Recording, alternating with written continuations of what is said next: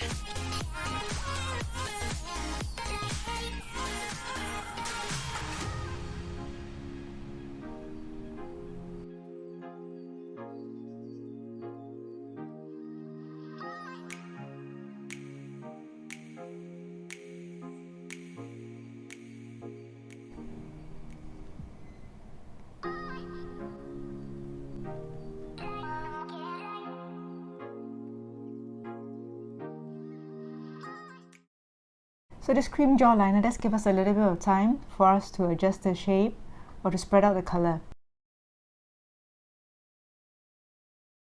And this was set for the whole day. For what I find personally, it's quite difficult for me to use the liquid pen by itself. So what I find easier to do is I use a mixture of the pencil as well as the liquid pen. So I'll demonstrate it here.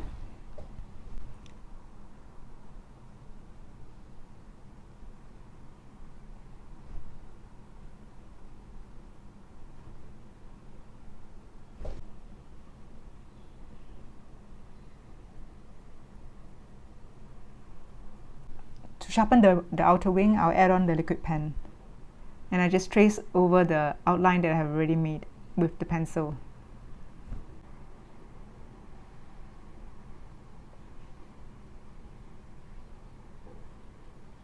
it would be better to have the black pencil to go with the liquid pen.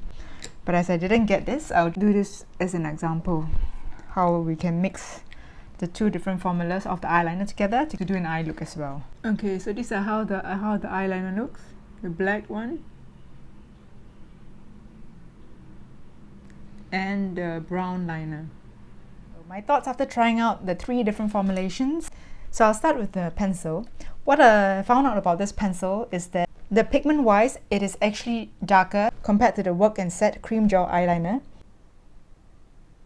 It does give a bit of time to smudge it before it dries down, but it does dry down quite fast. I think before 5 seconds it starts to dry down already, so it must be worked on quite fast to smudge it out. But once it's set down, it lasts the whole day without any problems. This has to be sharpened quite frequently. If you want a sharp tip for this pencil, then perhaps you sharpen it before every use, but that will wear down the pencil quite fast as well. For the Cream Gel Pot Eyeliner, I found the pigmentation not as intense as the pencil eyeliner.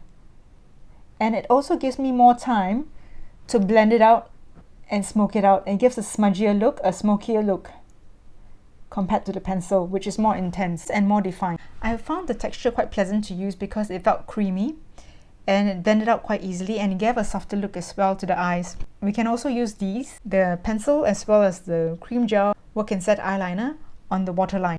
The reason I bought this brush is because I wanted to compare it with my Sigma E06 Wing Eyeliner brush. So the Sigma brush has a smaller and finer brush tip compared to the Natasha Denona's, and the bristles are also softer for the Sigma brush. The Natasha Denona brush definitely works better with her eyeliner. The reason is because the stiffer bristles does help in the application of the product itself. It needs a stiffer brush to give a cleaner line application, and this pencil brush is also of a stiffer material, so it does help to blend out the cream product easily.